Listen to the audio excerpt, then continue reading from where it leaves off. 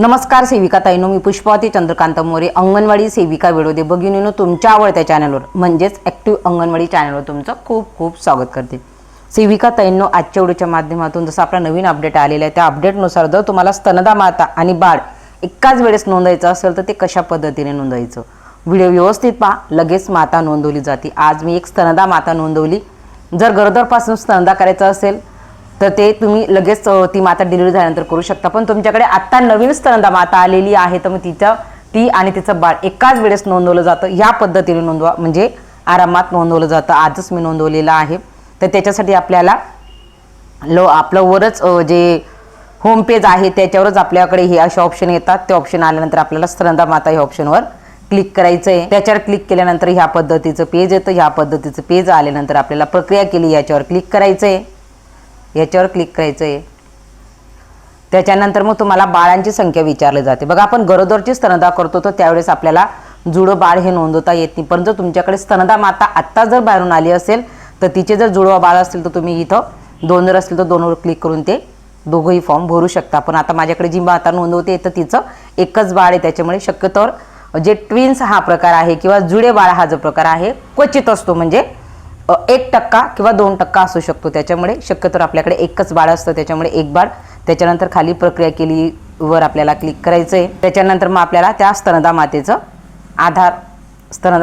आधार number इथं टाकायचा आहे, तिचा मोबाईल नंबर इथं टाकायचा आहे। आधार नंबर मोबाईल नंबर टाकून झाल्यानंतर प्रक्रिया केली याच्यावर आपल्याला क्लिक करायचं आहे। मग तुम्ही जो नंबर तिथे टाकला तर त्या नंबरवर OTP जाणार 4 अंकी।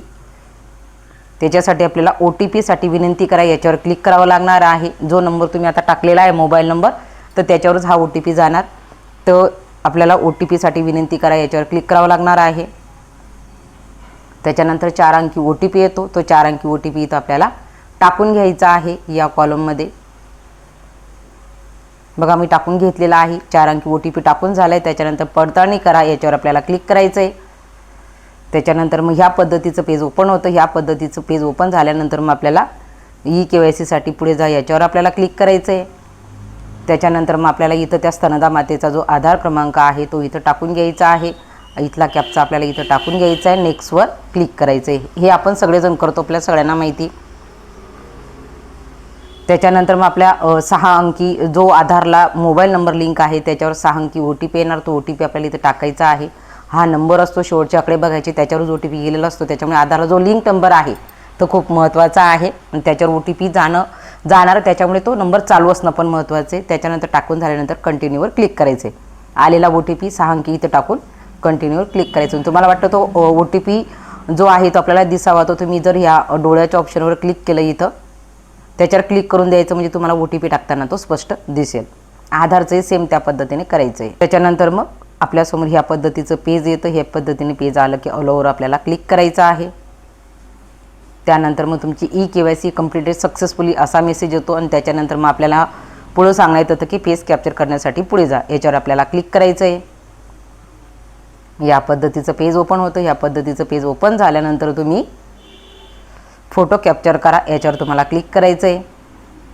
त्याच्यानंतर स्वीकारावर क्लिक करायचं आहे। अगदी नेहमीप्रमाणे सगळ्यांनाच माहिती आहे, पण जे नवीन पाहत असतील त्यांचं पूर्ण लक्षात येईल म्हणून स्वीकारावर क्लिक करा।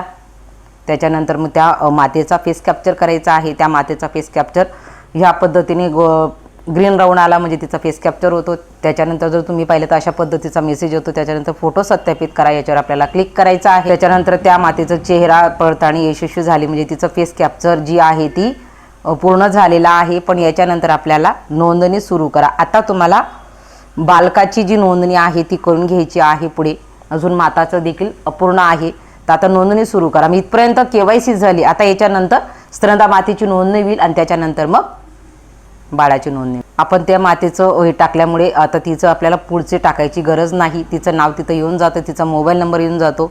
तर इथं तुम्हाला वाटलं तर तुम्ही त्या आपल्या भाषेतील नाव म्हणजे मराठीतील नाव टाकू शकता। इथं पतीचं नाव टाकायचं आहे। इथं क्लिक केल्यावर वर्गवरी टाकून घ्यायचं आहे। त्याच्यानंतर निवासाचा प्रकार स्थायी आहे का अस्थायी, तात्पुरता आहे का कायमस्वरूपी, याच्यावर क्लिक केलं की येतं। त्याच्यानंतर प्रसूतीचा दिनांक इथे टाकायचा आहे। आता मी पुढे टाकलेले तुम्हाला दाखवतेच। तर बघा, मी सगळंच भरलेलं आहे। तर बघा, पतीचं नाव टाकलेलं आहे, इतरचा कॉलम भरलेला आहे, तात्पुरता आहे, आलेला लाभार्थी, त्याच्यानंतर प्रसूतीचे दिनांक टाकलेले आहे। त्याच्यानंतर इथं क्लिक केलं तुम्ही, घरी झाली आहे का इंट्रोड्यूसर म्हणजे म्हणजे हॉस्पिटलमध्ये झाली आहे का घरी, 2 ऑप्शन येतात. आता शक्यतोवर घरी ह्या होतच नाही. आणि हे सगळं भरून झाल्यानंतर एक ऑप्शन आता वाढलेला आहे, ते म्हणजे मुलांचं तपशील जोडा. खूप महत्त्वाची माहिती आहे. मुलांचं तपशील जोडण्यासाठी हे अनिवार्य आहे. बघा हे ऑप्शन आहे, तर याच्यावर आपल्याला क्लिक करायचं आहे. फॉर्म सबमिट करायचा नाही.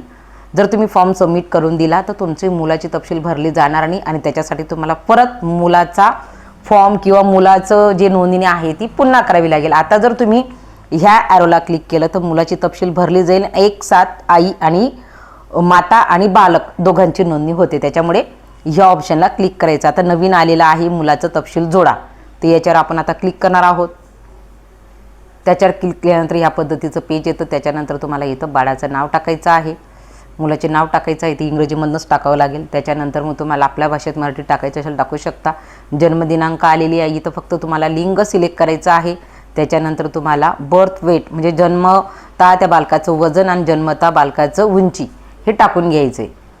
आता बघा मी त्या बालकाचं वेट, हाईट आणि वेट टाकून घेतलेलं आहे, लिंग निवडून घेतलेलं आहे. ते सगळं टाकून झाल्यानंतर खाली आपल्याला ह्या पद्धतीचा ऑप्शन येतो जे आपण नोंदणीला करतो ते. जर तुम्ही पाहिलं व्यवस्थित तर तुमचं लक्षात येईल की आपल्याला लिंग टाकायचं आहे, बालकाचं जन्मता वजन टाकायचं आहे, बालकाचं जन्मता उंची टाकायची आहे.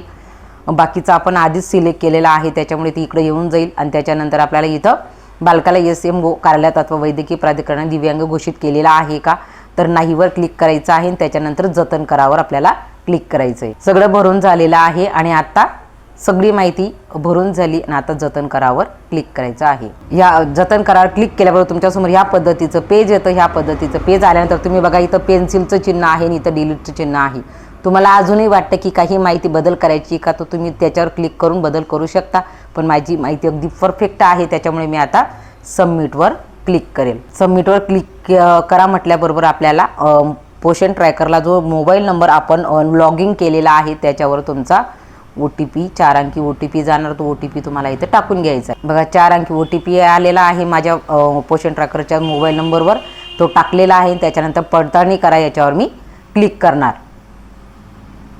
त्याच्यानंतर जर तुम्ही पाहिलं तर तुमचं लक्षात येईल की इथं स्तनदा माता आणि बालक 0 ते 6 महिने दोघांची नोंदणी झालेली आहे आणि दोघांची नोंदणी यशस्वीरित्या झाली. आता केलेवर आपल्याला क्लिक करायचं आहे आणि त्याच्यानंतर तुम्ही बघू शकता की स्तनदा माताची जी आहे ती नोंदणी इथे जर तुम्ही पाहिलं तर ती झालेली आहे. आणि तसंच आता आपण बालकाची पण नोंदणी बघून घेऊ. तर बघ बालकाची देखील नोंदणी ही इथं खाली जर तुम्ही पाहिली तर बालकाची देखील नोंदणी झालेली आहे. आणि आता हे सगळं झाल्यानंतर आता ती माता मी सकाळीच त्या मातेची नोंदणी केली, म्हणजे सकाळी जवळजवळ 11 वाजेला मी त्या मातेची नोंदणी केली. नोंदणी केल्यानंतर ती माता आता THR येणार, म्हणजे संध्याकाळपर्यंत साधारणतः मी 6 वाजेला ती माता लगेच डेली ट्रॅकरमध्ये जायचं आहे.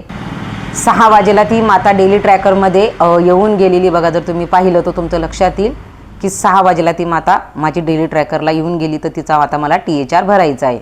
THRवर क्लिक करायचं आहे. जर तुम्ही पाहिलं तर त्या मातेचा मी फेस कॅप्चर केलेला होता, त्याच्यामुळे त्या मातेचा आता फेस कॅप्चर करायची गरज नाही. ज्या दिवशी आपण भरतो त्याच दिवशी संध्याकाळी अशा पद्धतीचं पेज येतं. या पद्धतीचं पेज आलं का आपल्याला फक्त दिवस, पाकिट संख्या एवढंच टाकायचं आहे. प्रक्रिया केलीवर क्लिक करायचं आहे. तर बघा मी तेच केलेलं आहे. दिवस टाकलेले आहेत, पाकिट संख्या टाकलेली आहे आणि प्रक्रिया केलीवर क्लिक केलेला आहे, म्हणजे तिचं THR देखील भरला गेला. फेस कॅप्चर डबल करायची गरज नाही. तुम्ही बघू शकता. तुम्ही जर पाहिलं तर त्या मातेचा 25 दिवसाचा जो THR आहे तो भरला गेलेला आहे. मागे जावर क्लिक करायचं. अशा पद्धतीने पोषण ट्रॅकर ॲप्लिकेशनमध्ये जर तुमच्याकडे नवीन स्तनदा माता आलेली असेल तर ती त्या मातेसोबत बालकाचा देखील फॉर्म आता नवीन अपडेटनुसार भरला जातो. त्याच्यामुळे डबल नोंदणी, दुबार नोंदणी न करता तुम्ही एकाच याच्यामध्ये ह्या पद्धतीने करू शकता. एवढंच मला तुम्हाला आजच्या व्हिडिओच्या माध्यमातून सांगायचं होतं. व्हिडिओ आवडला तर लाईक करा. आजच्या व्हिडिओपुरतं एवढंच. धन्यवाद.